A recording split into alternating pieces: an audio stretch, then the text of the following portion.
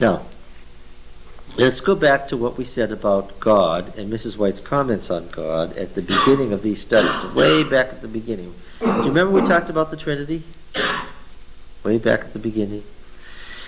If we read Isaiah 40 to 55, that long section on the nature of God, we would find that the prophet says that God is holy, God is transcendent, God is not limited in time and space. In fact, the two forms of limitation that make us finite are we're limited, how? In time, we began, and what? We end. And we move through time. We're in time. We're of a certain age, we grow older, younger, we're in time, we're limited. It's the fact that we're limited that makes us mark out time. Right? If we weren't limited, we wouldn't mark out time. And we're limited in space, meaning what? If we're here, we're not there. Okay? And I pointed out to you that to say that God is everywhere is a trick. And it was a trick that John Harvey Kellogg fell into. It's not correct theologically to say that God is everywhere. Why? Everywhere, technically, is what?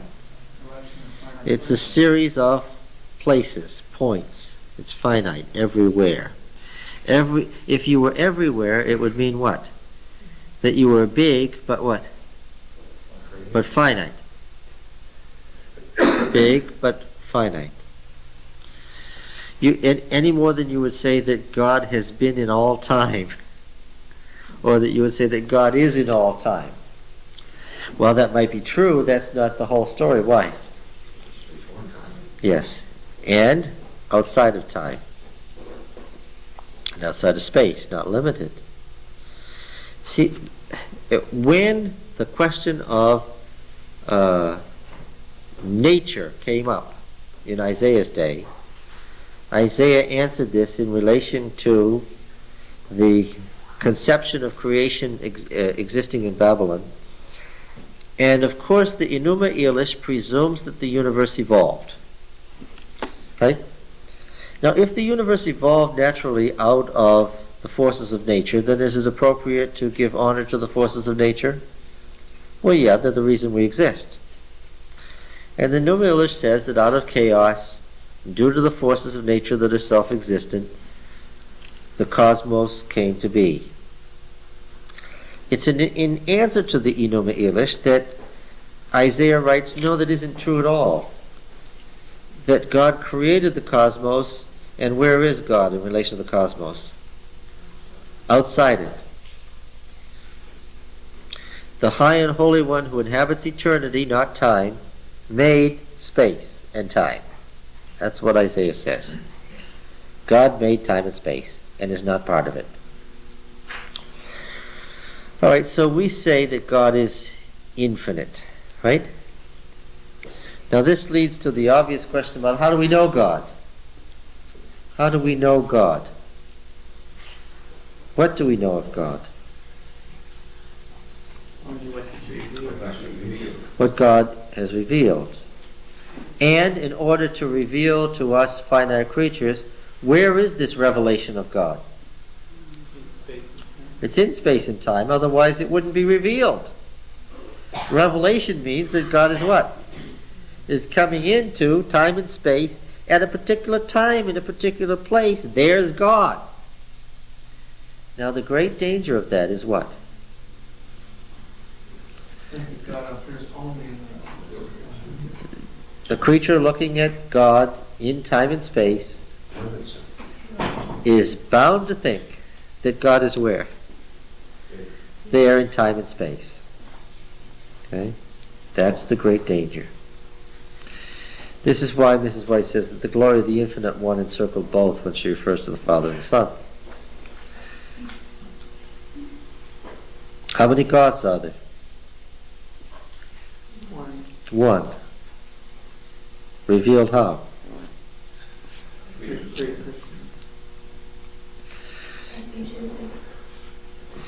No, but we know how it's chosen. What are the three revelations of God? Father, Son, and Holy Spirit. Well, what does that mean? Let's go through the same thing we did before. What is the work of God the Father, the supreme God? Okay? Now the infinite God's going to make finite creatures. Why did the infinite God just make infinite creatures? There's no such thing as an infinite creature, nor could there be. That's like saying, can God make a square circle? What's the answer? No. By definition, you can't make a square circle. Could God make a being that didn't have freedom of choice?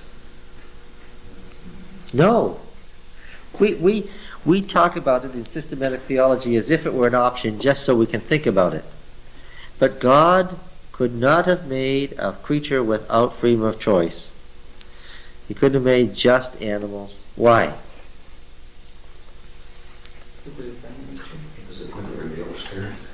Well, you couldn't possibly say that God was moral love and say that he wouldn't make creatures with choice. Why? That's a square circle. It's not possible. So, when the infinite God made creatures, he had to communicate with those creatures, and we say he, that's already a finite thing. When the infinite God was revealed, it was revealed in various ways. Let us suppose that the way that the infinite God was revealed was through God the Father. Now, where is God the Father? Just don't give me proof text or anything. Just say what you think. Where is God the Father? What? On a throne. Where? In heaven. How does he look? What? Intimidating. Yes, he looks intimidating. That's a good answer. He in light, what? What kind of light? Glorious, unapproachable. Yeah, that's an answer that Mrs. White uses. What does unapproachable light mean? It means that if you approach it, what? You'll die. So that's pretty clear.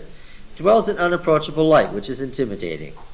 So the picture you get of God when you see God the Father is what? God is really powerful. God is scarily powerful. God is awesomely powerful. Right? Was it necessary to know that God was powerful? Well, first of all, God is the source of life. All those who hate me love death. Sin is separation from God. Sin is death. Again, Paul says the wages of sin is death. He was just using a metaphor. It isn't that the wages of sin is death. That gives you, maybe, if that's the only thing you knew, you might give you the wrong impression. It's not that the wages of sin is death. If sin is a deliberate separation from God, then what? Since God is the only source of life. Like unplugging yourself from the wall. Yes. If you unplug yourself from the wall, then what? Then it's gone. Okay? So, then, why is the wages of sin death? Because God made that the penalty? No, but because you can't make a square circle. God couldn't make another God. God couldn't make a self-existent being. Every creature that God made was automatically, by virtue of being made, dependent, what? On God for continued life. Okay? Every creature is dependent.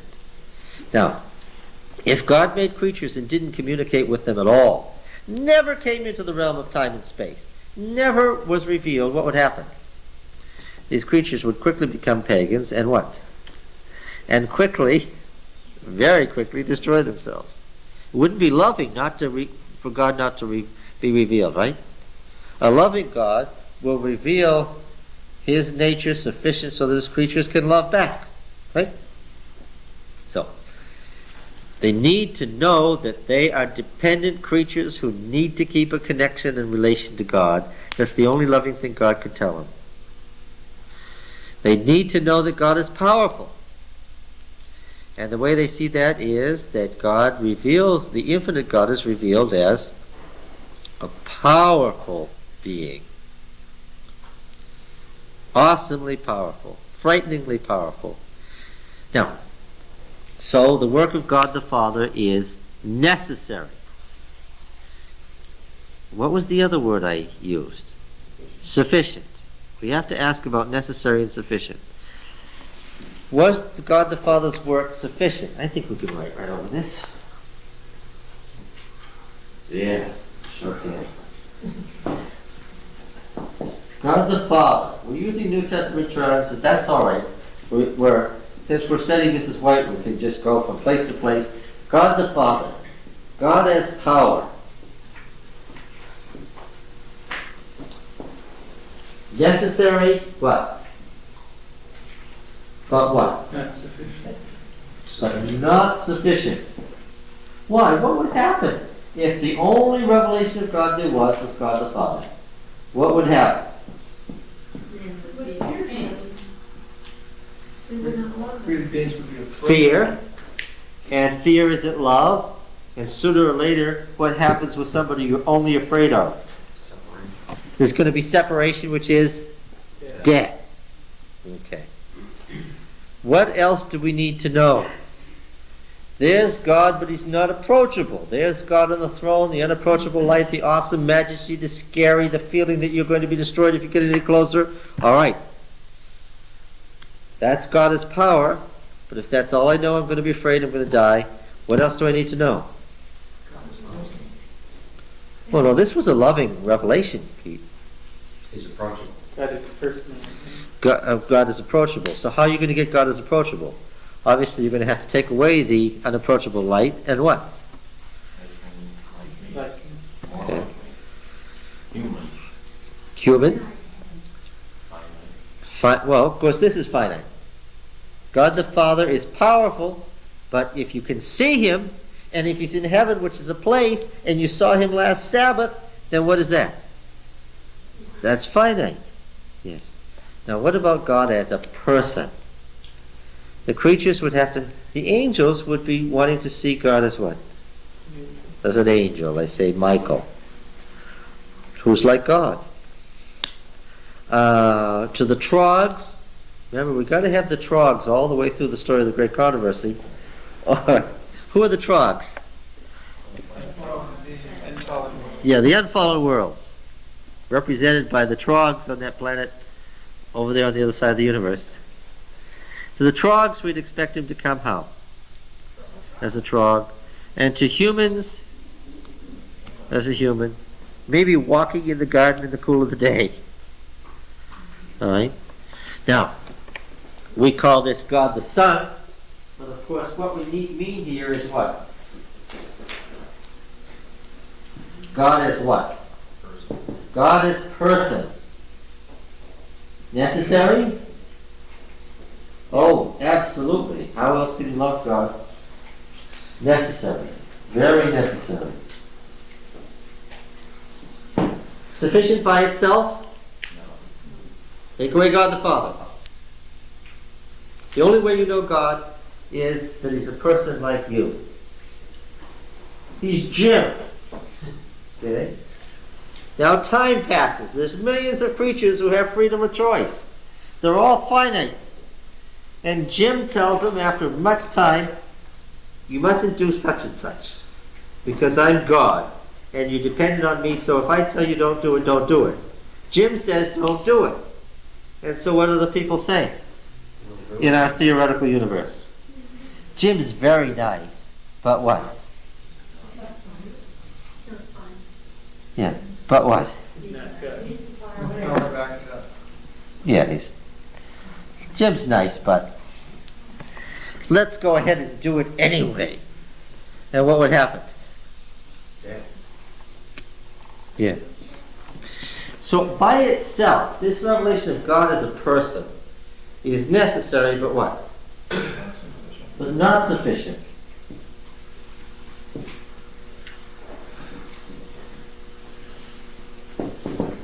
When does it work out?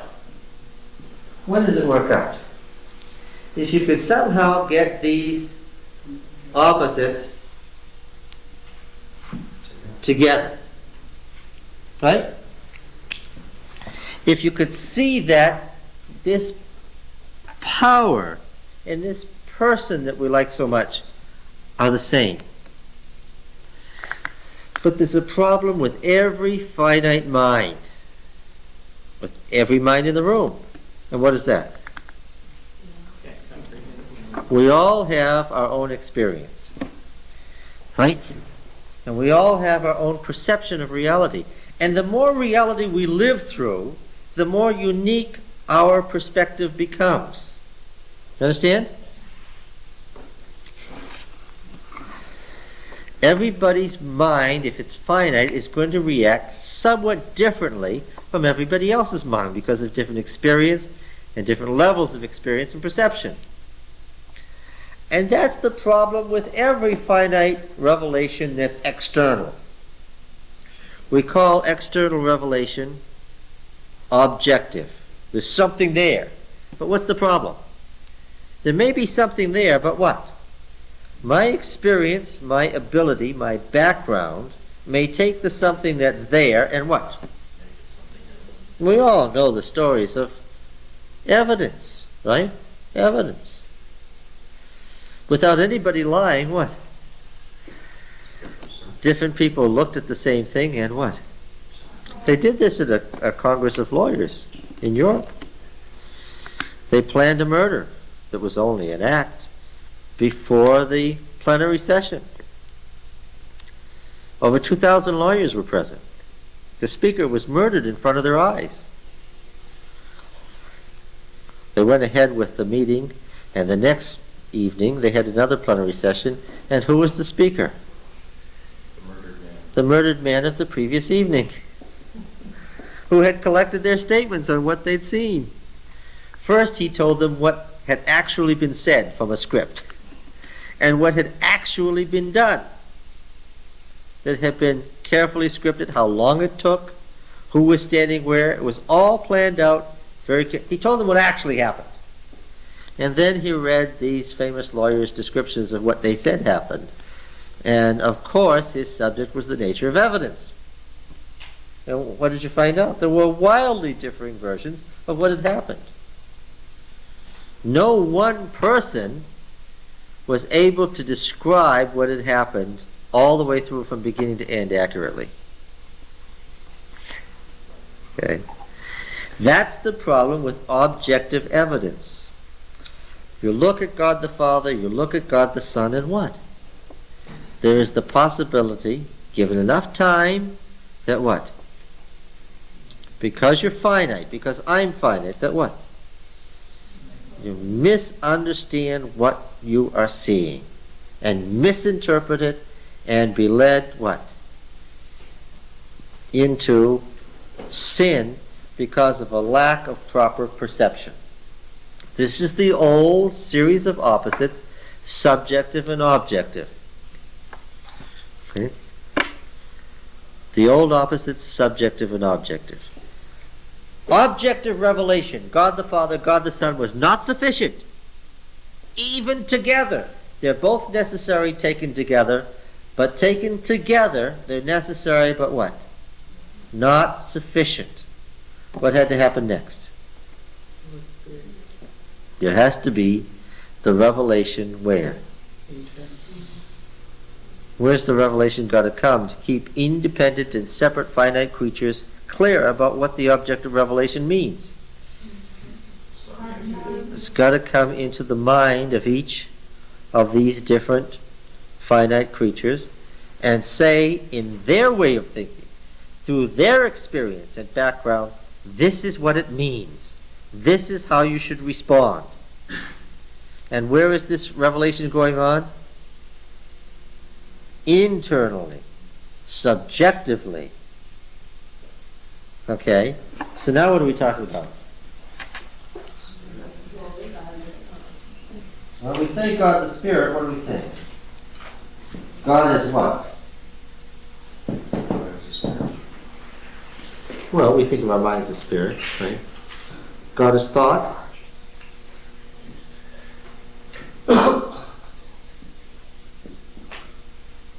Subjective revelation. Suppose there's been no Father, no Son.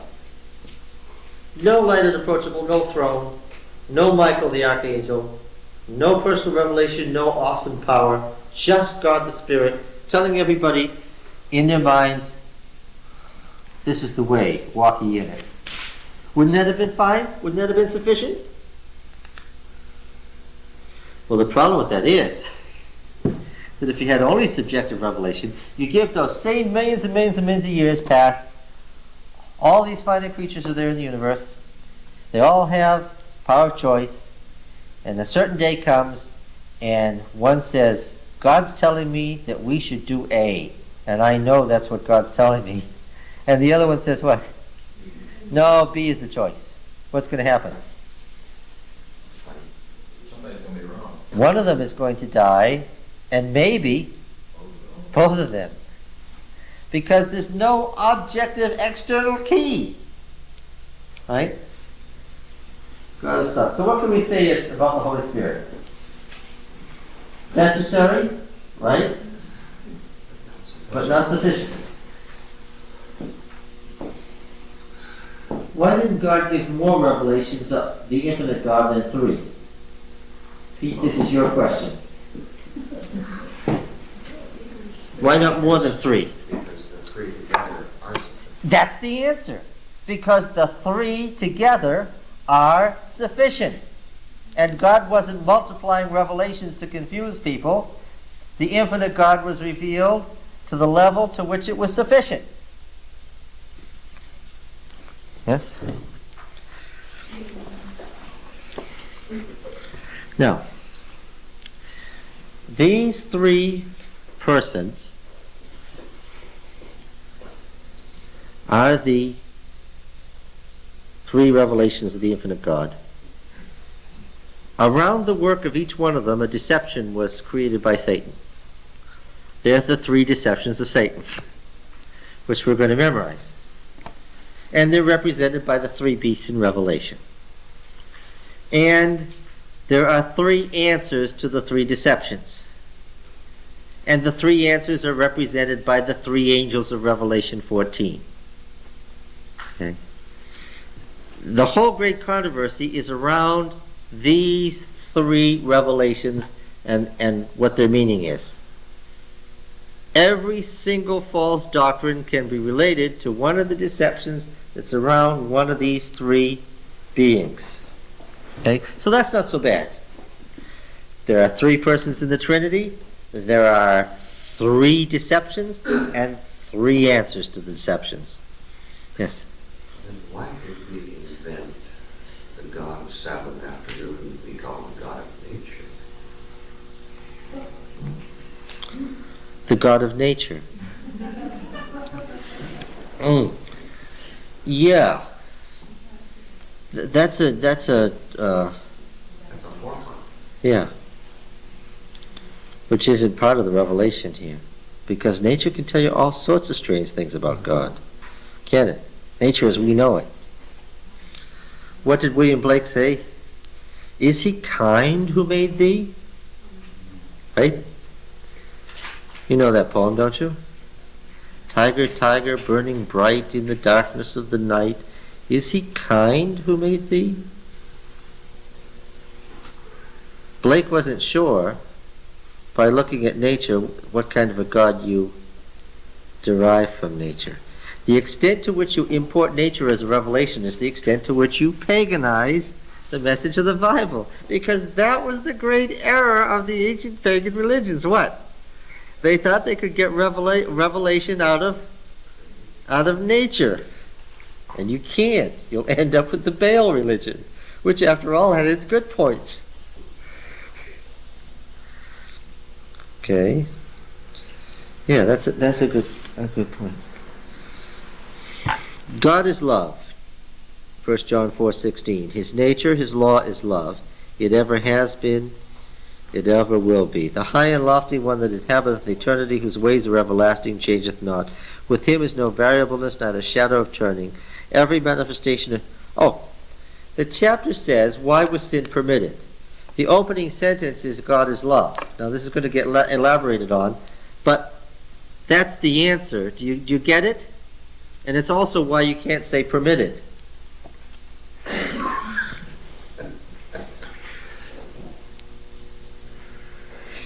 Love creates love. a loving God couldn't make a creature that couldn't choose. It's a square circle. It was fated, if you want to put it that way. If God is love, then God will do what?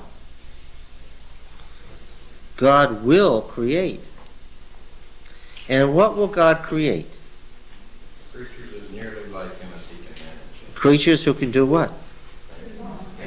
And choose. Why do you need choice? There's a terrible thing about love. And what is that? You can't manufacture it. Right? Moral love, true love, the kind of love we're talking about when we say that God loved the world, is love that's what? Well, he talked about it this morning. It's absolutely the essence of love. If you love somebody, what might happen? They might hurt you. The extent to which you love is the extent to which what? You might get rejected and might be hurt. But that's the problem with love. In order to really have it, you have to have what? The possibility of choice, because the person doesn't love you unless what? Unless they chose to. And you can't get love by ordering it. Right? You can't command love and say, oh, well, it's okay, I'll order them to love me. Then they'll love me, right? That's the problem. Once you say that God is love, a whole series of things in systematic theology follow from that. We've already said what some of them are. As soon as you say that God is love, what flows from that? Creation flows from that. And under systematic theology, that's one of the things you place under God's moral nature. Creation. Choice. Love. Sin. It's very easy in the biblical perspective, but it's so foreign to modern Western minds.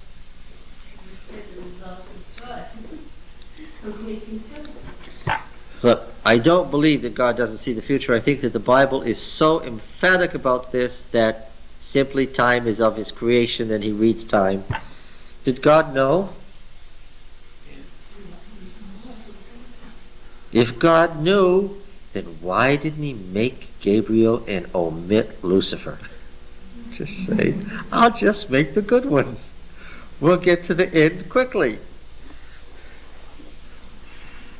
Because he needs 6,000 years of sin to demonstrate that his gift of the power of choice is rational and the right way to do it. You don't have real love if you've taken people who don't make a mistake. Why? Because even though they don't know it, what? That's Byzantine. That says God was fated to create all that he could create. The minute he decided to create, he had to create a falling being. We don't have real choice unless what? Are there some things that God... Are there some things in time, not in time, I stated that better. Is there the potential for behavior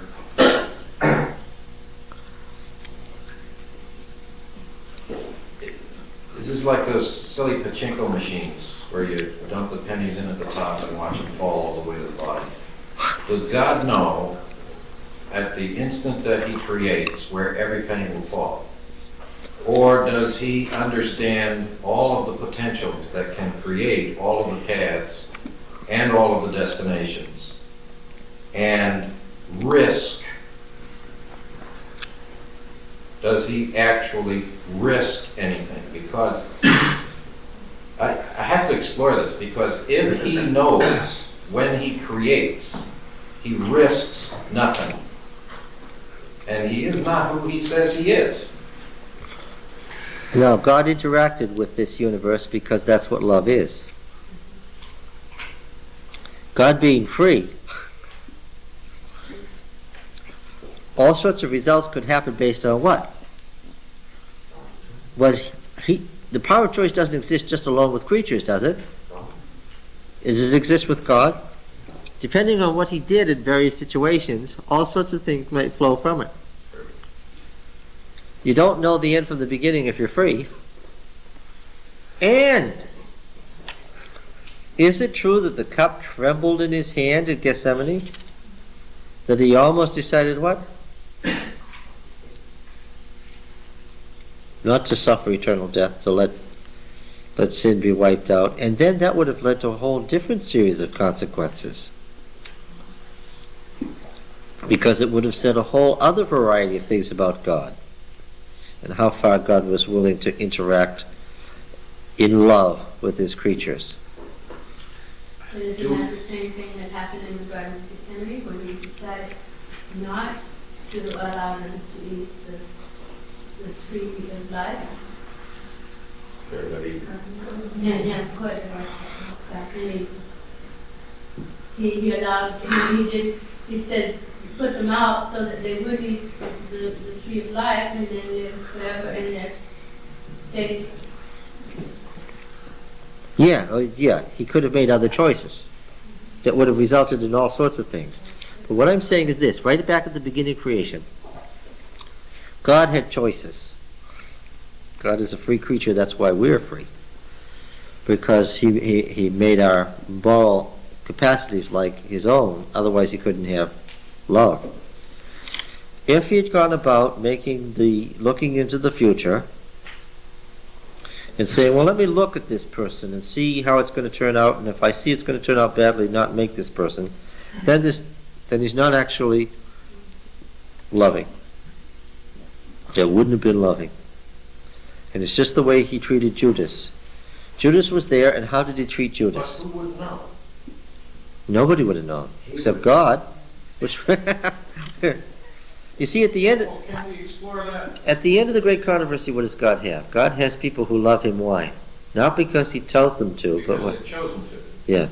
More than that, he is able to reveal to them all they wish to know, including many things that we do not know today, Yes. which might also include his rationale for creation. And if he tells them that he chose not to make a potentially sinning being, he has created this massive problem for himself all over again. Yes. Yes. He is trapped in his own self. Once you say that God is love, and you say that God is all loving, you get into a whole series of consequences, among them sin, that you have to see flow from it. Got it?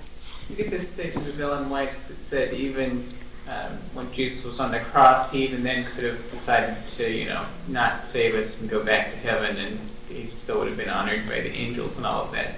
But one wonders whether that's really true, because it seems like he couldn't really do that and still be the character that he is in terms of love.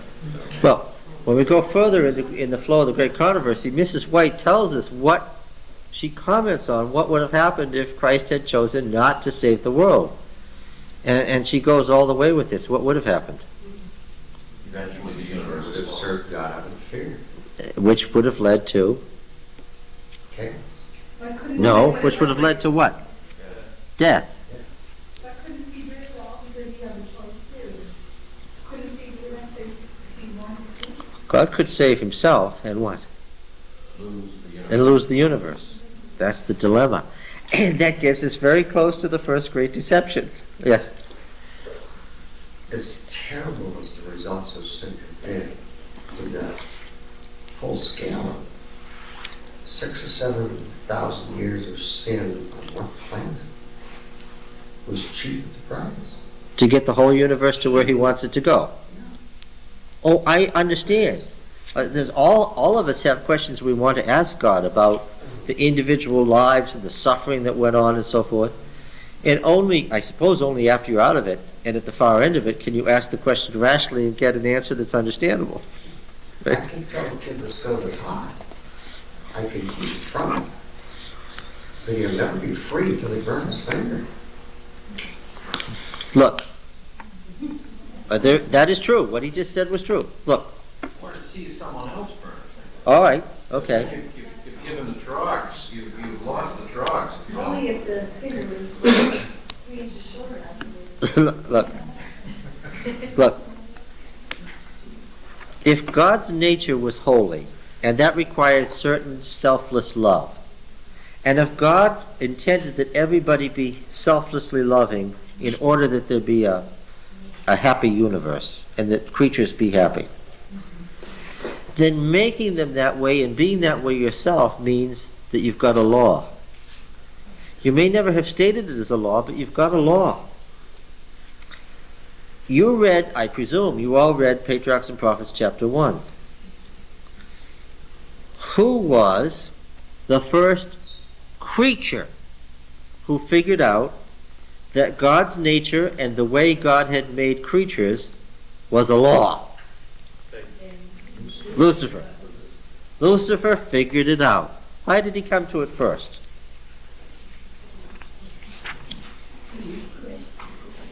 Because he was not consulted in creation. Well, no, this is before that. He was very handsome. No, it wasn't handsomeness, it wasn't creation. What made him think?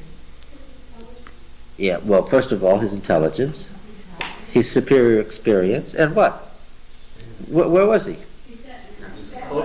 He was. What was that position exactly? What does that mean, covering cherub? Covered the law. Well, close. Covered the Shekinah. There's the dwelling glory of God. It's very easy if you're that close to God. Here come the creatures. God's right behind me. I'm shielding His glory. You know what I'm doing. I'm watching you bow down. You're all bowing down. I get an idea in my mind, which any creature developing experience would get.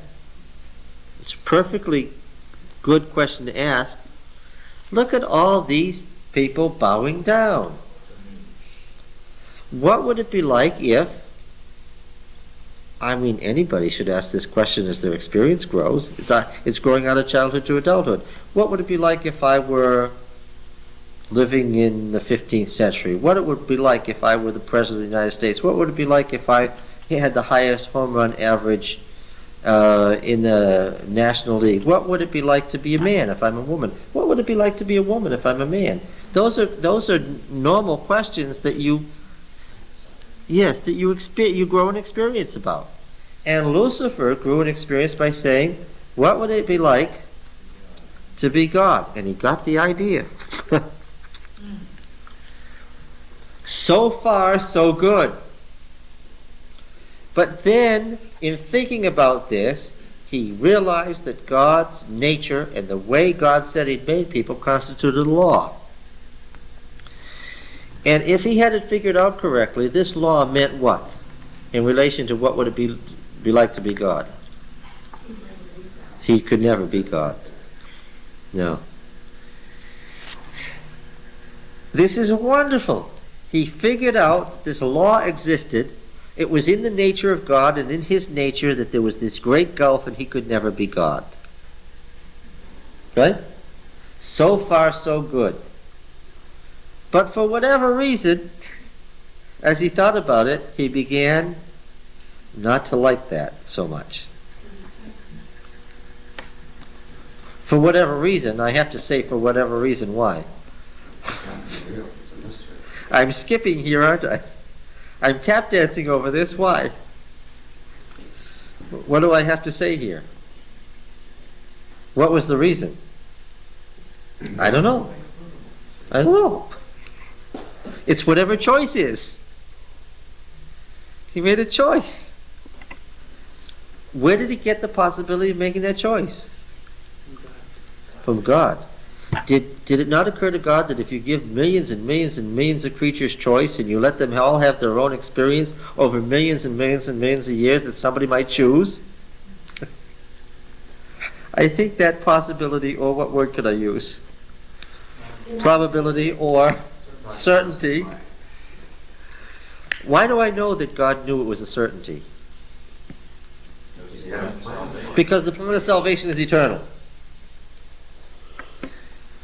God always knew that when I create what?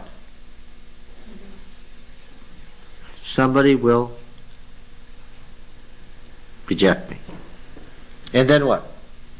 and then I'm going to have to do what needs to be done at risk to myself to get that person back.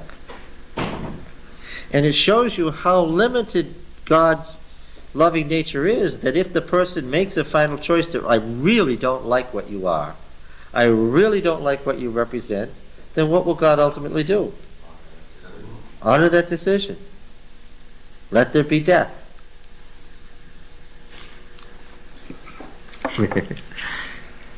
Lucifer figured out there was a law. And did he keep it to himself? For a long, long, long time he kept it to himself. But what? Eventually he began telling people who weren't as experienced or as intelligent or as close to God or whatever, did you know that God has a law? Did you know that God won't let us be like him? Why was that a problem for other creatures? Why did they pause to frown and think about that? Because they never thought about it. And it's not exactly, depending on how you phrase it, it's not exactly a good sounding thing. Right?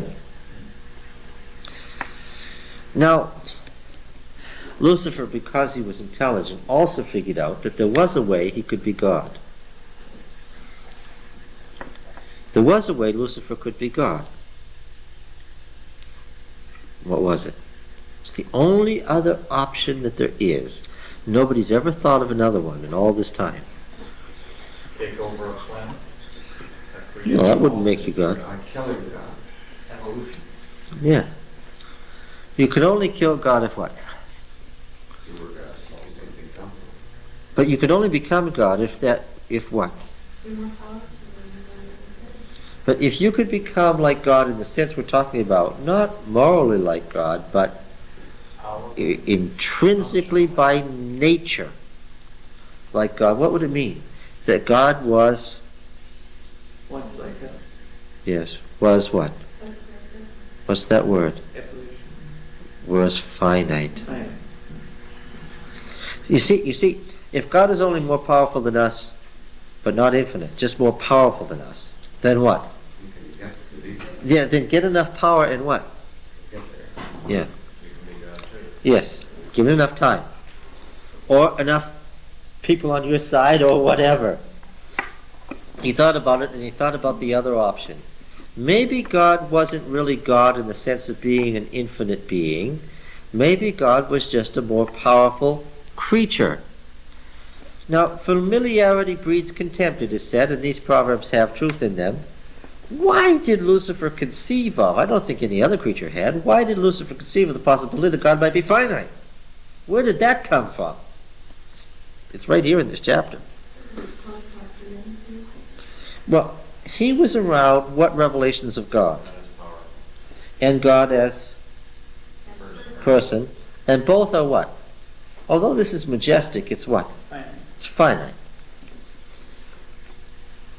And so what possibility presented itself to his exploring mind? That might be all there is. Yes, maybe that's all there is. Since he doesn't have any way of exploring the infinite. Exactly. There's no way of exploring the infinite. The only way you can know that God is infinite is what? How do we know that? God says so, right? What creature has ever been on the other side of the barrier? None. Right? So this is a faith statement. Unexplored faith statement. God says I'm infinite. I'm infinite and you're finite and I made you, that's that. So you got to do what I tell you because otherwise you'd die. Lucifer figured this one out and figured out the possibilities that what if that's not true? Well, of course, that leads to the three basic philosophical questions. Where did we come from? Why are we here? And where are we going? If where did we come from is me and Gabriel and God the Father and God the Son, what's the answer? Well, the answer as God revealed it is, God the Father and God the Son, we didn't come from anywhere. We're revelations of what? Of the infinite God that we are. And we didn't come from anywhere. Why? We've always been here and what? We are here now and we are always going to be here. Now, think about this from your own finite experience in mind. We don't have any problem with that which we've experienced, right? I can picture God going on and on into the future. I don't have any problem with that at all, right? He can be here for 100 billion years and only just have begun. As far as I'm concerned, I see that that's very possible. That's no problem at all. Where does my problem come? Going the other way. Never having to begin. Yeah, never ever been. You see, because why? Since we started, how long have we gone on? Since we started, all of us, how long have we gone on? We've just gone on and on and on. So because of our experience, we can picture what? Going on and on and on and on. But what? We all started, therefore what?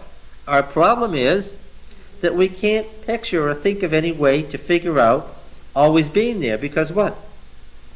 We started. And so it's simply beyond our experience. Lucifer had that problem too. And the idea presented to him that maybe what was really going on here was what? Just some folks who started earlier, grabbed the power, were higher on the evolutionary scale, and what? And said, well, yeah, that's right. Like it. That's why in her original writing out of the Great Controversy Vision and Spiritual Gifts, Mrs. White says that the reason God created, one of the reasons God created the world was to demonstrate to Lucifer that he was wrong. Well, the question was, creation, how did we get here? So what did God do? God made something to see how it was done. You ask the question, did we evolve? No. Let me show you an example of how the universe came to be. Here, I'll make a planet, I'll put somebody on it so you can see. This should have overjoyed Lucifer and said, thank you very much for being kind enough to make another race just for me, just to answer my question, whether you're the creator or whether we evolved. Thank you, that was very kind of you. I can see that you're loving. But he'd already started on the wrong path, and so what happened instead? Was he overjoyed or was he annoyed? Annoyed. And so Mrs. White says in this chapter here that Lucifer was exceedingly annoyed because he wasn't what? Consulted. But if you're the creature and I'm the creator, then what? There's no, what do we consult you about exactly? You don't know how to make anything. You're not infinite. What? Hadn't Lucifer seen the creation of angels? I don't think so. Apparently not. The earth was created to be the lesson book from day one. Now, Lucifer became jealous, it says in this chapter. Where was his jealousy directed? At the Holy Spirit? No. Now, of course, that doesn't mean that he wasn't rejecting the Holy Spirit, right?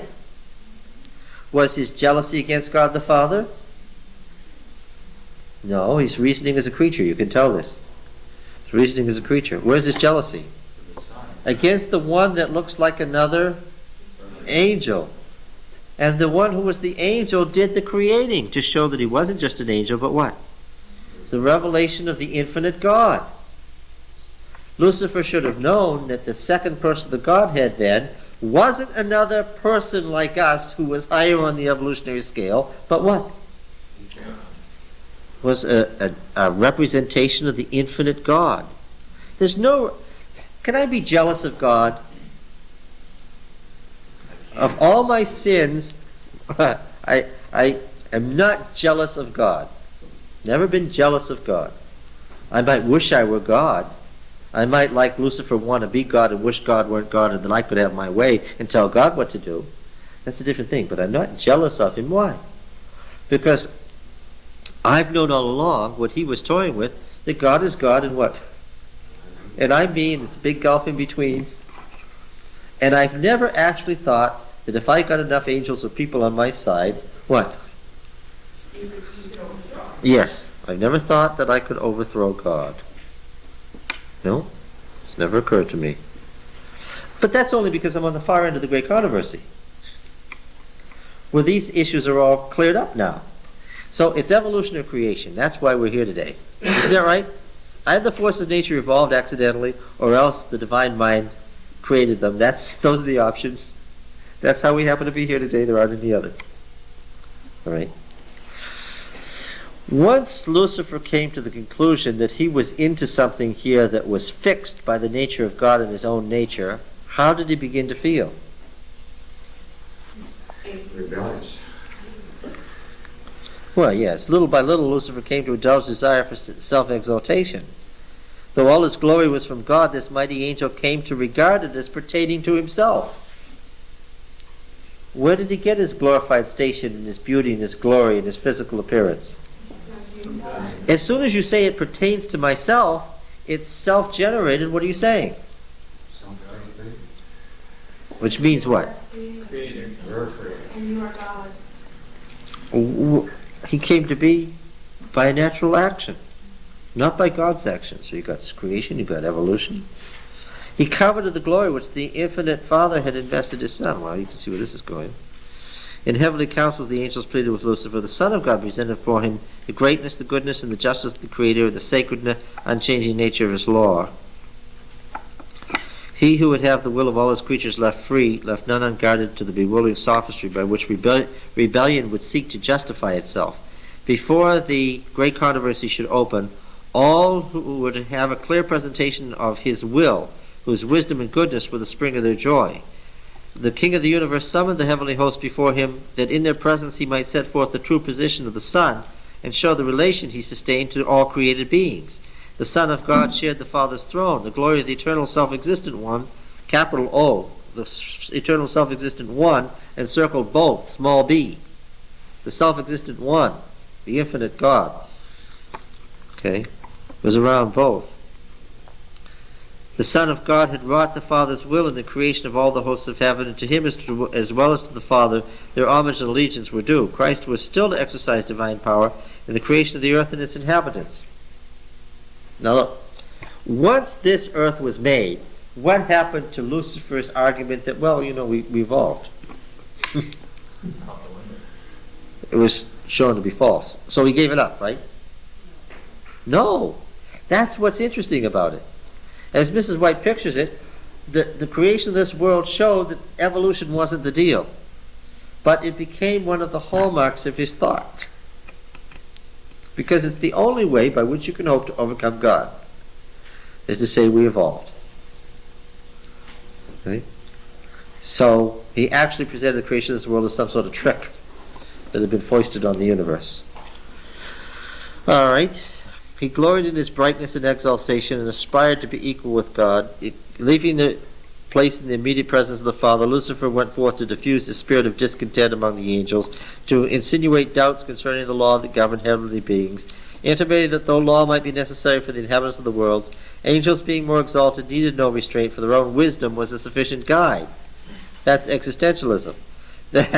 They were not beings that could bring dishonor to God, for all their thoughts were holy.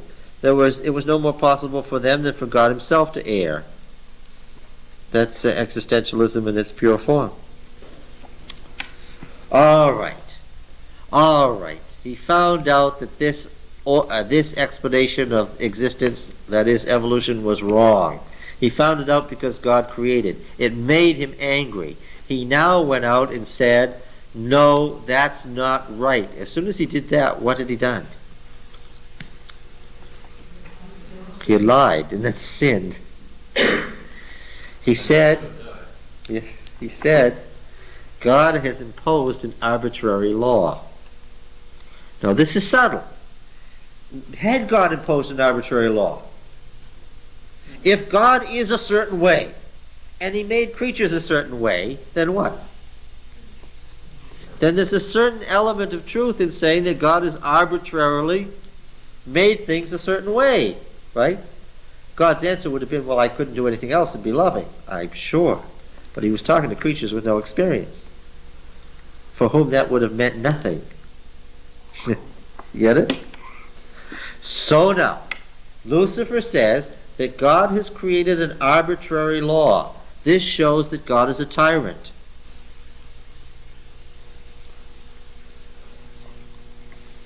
Now when he said that, what had he done?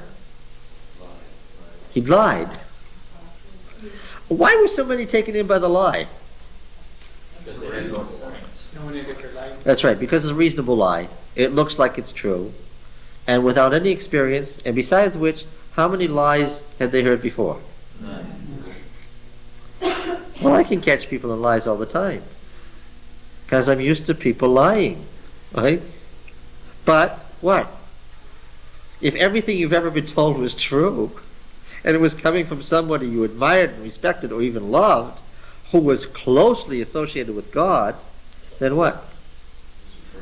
But wasn't it for Lucifer's experience and in his mind, he didn't think he was telling a lie. Well, it says in this chapter that he was convinced that God was in the right.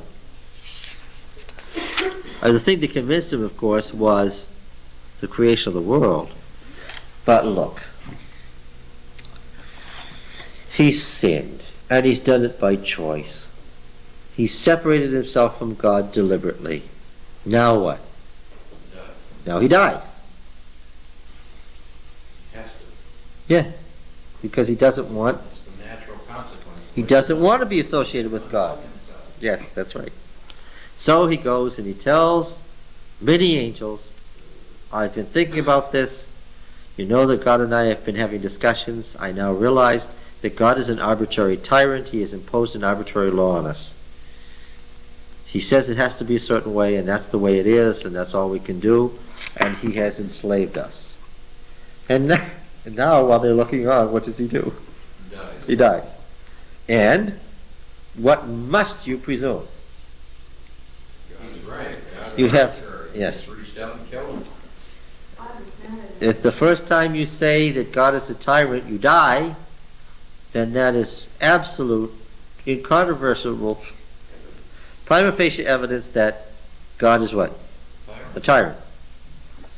Of course, as soon as you come to that conclusion, you're gone. And those of your friends who are left behind say what? They're trying hard not to think. Yes. Yep. And once you come to the full conviction that God is really a mean tyrant and awful, and you wish you were living in some other universe, what happens? You're gone. And finally, how many people are gone? Everyone's gone. So now here God does an interesting thing. Of course, this would have gotten rid of sin fast, wouldn't it?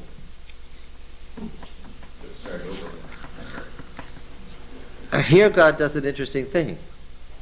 What does he do? Satan's banished. He gives people life even though He imposes, against the choice they have made, he imposes life on Lucifer and all sinners. He steps in and won't let the devil die. And his colleagues, even though the choice they've made should have put them out of their misery a long time ago. God suddenly steps in and says, no, sin is not going anywhere. It's staying right here with us for a while. And that's why the devil's alive today. That's why all sinners are alive. That's right. Because God said, I'm not going to let sin die. I'm going to keep sinners alive even though they don't want to be. Now what was God up to in this? Keeping the rest of the people alive. Well, you have to go back to somebody the tries original to risk. If he creates a universe, he creates the potential for sin and for losing the universe.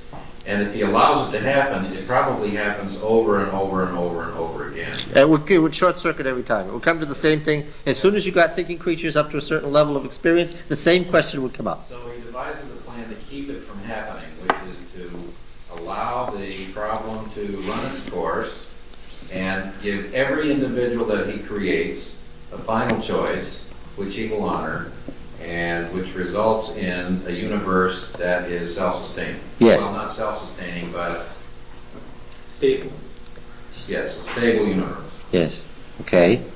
So, and in order to be loving, he doesn't try the plan over and over again and let it short circuit several times, because he makes the plan from eternity.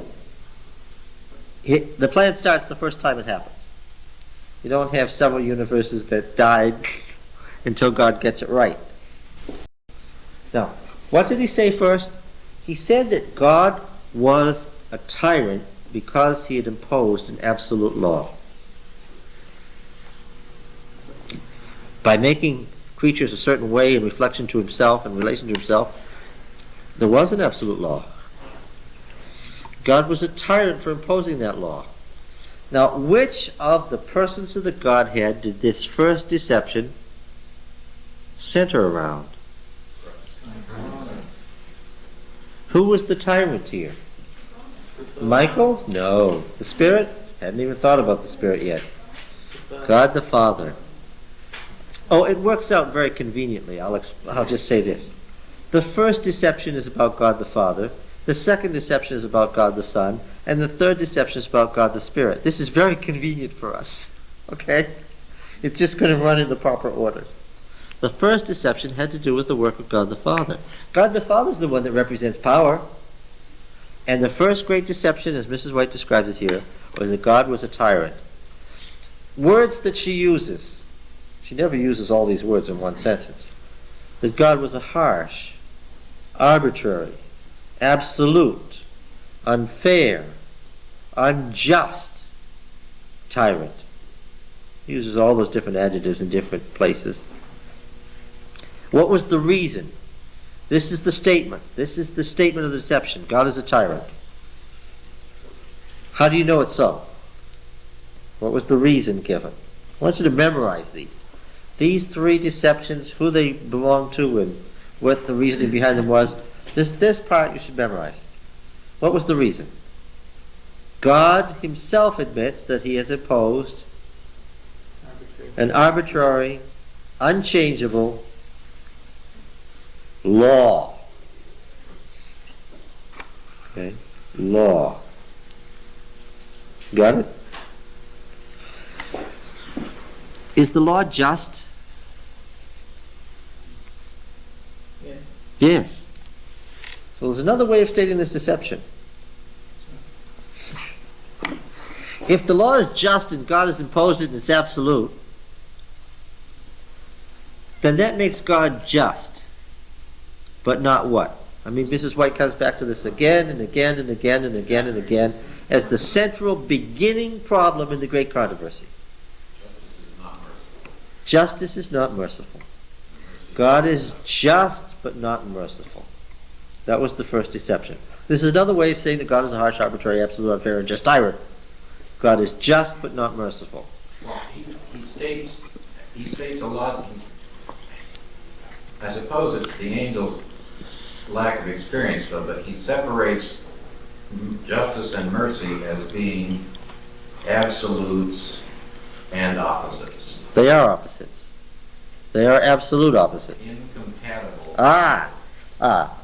Back to the question of the opposites, and then we'll stop. Is the table still or in motion?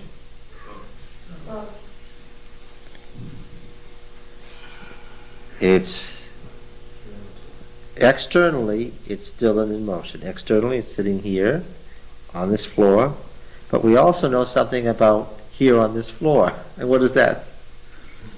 Yeah, circling like this, around something that's going around a twin star in an arm of stars that are going around and circling the center of the galaxy, in a binary galaxy that's circling another galaxy, and the whole bunch of them are going off that way. So that, since we started talking about it, what has the table done? It's moved from where it started, and when's it going to get back there? Never. So the table is still and in motion. Now internally, what's the case? The atoms and molecules that make it up are stable in relation to each other, that's why it's a table. But also, what do they do? They're moving. So is it still or in motion? Both. And what are internal and external, by the way? They're a set of opposites, just like subjective and objective, or justice and mercy. And when we talk about reality, what are we going to find? An infinite and finite. What are we going to find? That all reality Okay.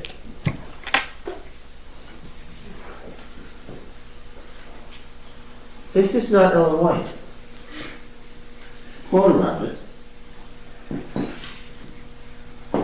I'm not going to give you the whole quotation because the rest of it will have to do with later parts of the great controversy. All reality is a oneness. What goes here? Is a oneness of opposites.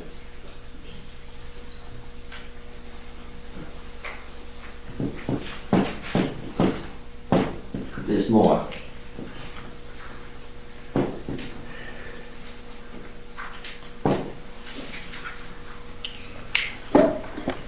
One of the reasons that Eli Siegel was examining Ellen White of the Seventh-day Adventists was he was talking about religious writers who deal with the question of the oneness of the opposites. And so Mrs. White writes about the mighty opposites that meet in the great controversy. And we'll talk about that. So what's the first deception? Can you say it? God is harsh, arbitrary, unfair, unjust, tyrant. How do you know this? What's the reason? God has imposed an absolute law. Another way of saying it is, this law is just, God is just, but not merciful. It's not going to be very hard to figure out what the second deception is. If the second deception has to do with something about the work of God the Son, and the first deception is about justice making mercy impossible, what might the second deception be? If you read the chapter in Desire of Ages, you already know what it is. What is it? Mercy is not just. Yeah. God, having been caught on the horns of my dilemma that I exposed to the universe, trapped where I caught him being just but not merciful, did what? Remitted, abrogated his law, pulled the law out, did away with the law so that I don't have any arguments against him anymore. God became all merciful. That's what the work of God the Son was. And because he's merciful, what do we know now? That old trickster is what? Not now just. He's imposing the penalty of the law on me, but what? Forgiving these despicable human beings who have sinned just as much as I have. So what's the second deception? Can be merciful, but not. Yes. God has abrogated his law. What does abrogate mean? It's a technical legal term. What? Make it non-effective. God, yes. God has nullified his law. Another way of saying it is what? Mercy has destroyed justice. We have another set of opposites that we use in theology for these two. Law and grace. Right? If you're a Catholic, you're going to come down on which side? Do enough of the right things to satisfy the requirements of the law. Or if you can't, find a saint who's got some stuff left over that he can give to you. Find somebody's fingernail who was super righteous and cling to it, and you'll be okay. Okay? That's justice. You've got to work hard enough to meet the requirements of the law. On the other hand, and this is why we can't have neo-Lutherans running around in the Adventist church. On the other hand, if you're a Lutheran, what's the other idea? Let's go to the other side. These are deceptions of Satan that began in heaven. Let's go to the other side. What's that? No, well, that's a... What? Only believe. Have faith and what? Do whatever you want. Yes. Because God is what? God is all merciful. If you say God is all merciful in that context, what do you mean? You mean that God is not just. It's a lie. It's the devil's lie. I don't care if it has a Lutheran garb around it. I don't care if it's quotations from Martin Luther that are being used to make it seem to be so. It's a lie. Right? We're never going to get to the truth with justice. Justice won't carry us to the truth. You hear me? And guess what? I know. What's the other truth? Mercy, grace, won't get us to the truth. Any more than knowing just God the Father but none of the others, or just God the Son but none of the others, would get us there. Right? All right. Are we having fun? I'll see you next week.